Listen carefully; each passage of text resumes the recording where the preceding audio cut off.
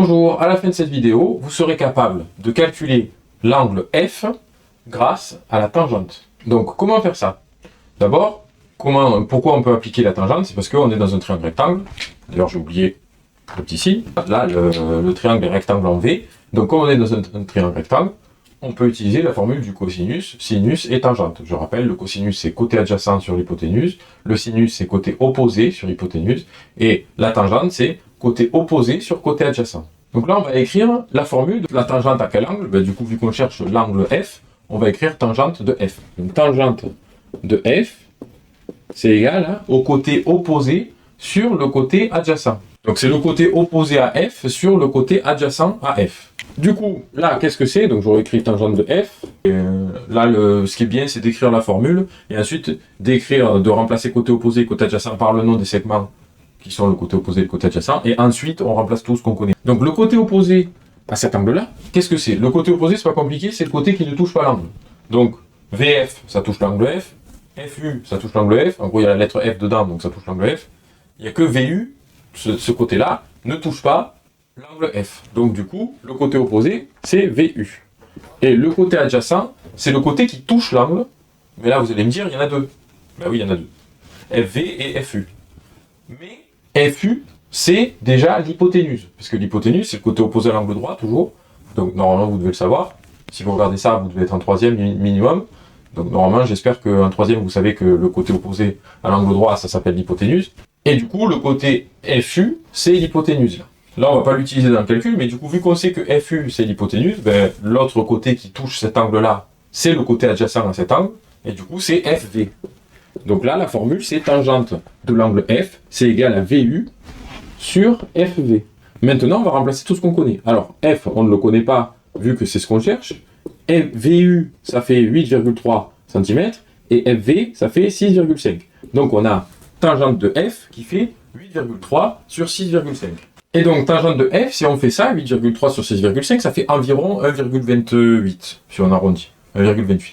Et donc là, comment on fait pour avoir maintenant l'angle F? Parce que nous, on s'en fiche de tangente de F. Ça peut rien dire tangente de F pour nous. Ça veut dire quelque chose, mais on cherche l'angle. Donc de connaître la tangente de l'angle, ça nous intéresse pas. Il faut faire la prochaine étape. Alors comment on va faire? On va faire ce qu'on appelle arc-tangente. Donc arc-tangente, c'est quoi? C'est que si je fais arc-tangente de tangente, ça s'annule. Donc ça va disparaître. Parce que ça s'annule, c'est l'opération réciproque. C'est comme si on fait plus 2 moins 2, ça s'annule. Si on fait x2 divisé par 2, ça s'annule. Si on fait racine carrée d'un carré, ça s'annule. Là, arc-tangente de tangente, ça s'annule. Et du coup, si on fait arc-tangente de tangente de F, arc-tangente et tangente, ça s'annule. Et du coup, qu'est-ce qui reste? Il reste juste l'angle F. Et en faisant arc-tangente, on fait arc-tangente à gauche du égal, arc-tangente à droite. Et donc, du coup, ça fait que F, c'est égal à arc-tangente de ça. Mais ça, de 1,28. Mais 1,28, c'est la valeur approchée. Du coup, là, vu qu'on a fait une valeur approchée déjà, et si on refait encore arc-tangente d'une valeur approchée, ça va mettre une approximation en plus dans le résultat. Donc ça pourrait décaler un peu trop. Donc pour avoir une valeur plus exacte, on va écrire arc-tangente de la valeur exacte de 1,28 qu'on a calculé, qui est exactement 8,3 sur 6,5. Donc en fait, quand vous calculez l'angle, vous n'êtes pas obligé de faire le calcul intermédiaire de la fraction. Vous pouvez juste faire directement arc-tangente de la fraction, et comme ça vous aurez une valeur plus exacte. Et donc, quand on fait ça à la calculatrice, si on fait arc-tangente de 8,3 sur 6,5, au passage, si vous ne savez pas comment on fait, sur la calculatrice, si vous faites seconde tangente, ça va vous faire arc-tangente. Certaines calculatrices, il y a écrit tan moins 1. Donc, c'est écrit comme ça. C'est tan et un petit moins 1. Ça, c'est tangente puissance moins 1, en fait. Donc, c'est pareil qu'arc-tangente. Et donc, si vous faites ça à la calculatrice, ça vous donne 51,934, etc. Alors, on pourrait arrondir à 51,9 degrés. Sauf que les dixièmes d'angle, c'est vraiment très très très petit. Donc souvent, quand on vous demande de calculer un angle, on vous dit d'arrondir au degré près.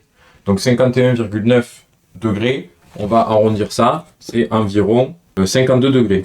Donc voilà. Et donc du coup, on a calculé cet angle qui fait 52 degrés. Donc maintenant, vous savez calculer des angles grâce à tangente, et du coup, là, c'est arc-tangente. Donc, ce qu'il faut bien retenir sur tangente, sinus, etc., c'est que on peut vous demander deux choses. Soit on vous demande de calculer une longueur, soit on vous demande de calculer un angle, avec toutes les formules trigonométriques. Pour savoir lequel est lequel, si on vous donne deux longueurs et aucun angle, Du coup, vous allez calculer l'angle, et le calcul de l'angle, ça va toujours faire intervenir, donc soit arc-tangente si vous utilisez la tangente, arc-sinus si vous utilisez le sinus, et arc-cosinus si vous utilisez le cosinus. Mais du coup, pour calculer l'angle, c'est toujours, vous aurez toujours deux longueurs. Dans certains exercices, vous avez un angle et une longueur, comme on a fait dans des vidéos précédentes. Quand on a un angle et une longueur, on va vous demander du coup d'utiliser donc soit cosinus, soit sinus, soit tangente selon la longueur qu'on vous demande, et ce sera pour calculer la deuxième longueur. Donc soit vous avez deux longueurs, on vous fait calculer un angle, soit vous avez un angle et une longueur, et on vous fait calculer une longueur. Ça, c'est les deux utilisations de la trigonométrie dans un triangle rectangle au collège. Donc j'espère que cette vidéo vous a appris quelque chose, et on se retrouve dans les prochaines.